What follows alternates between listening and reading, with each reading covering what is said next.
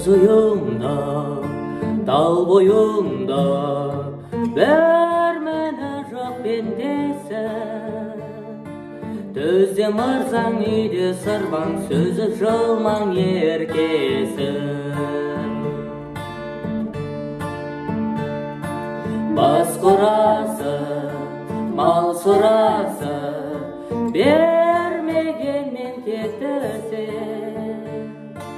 адам аулап, сыпыра салып, байды жаулап жетіссе.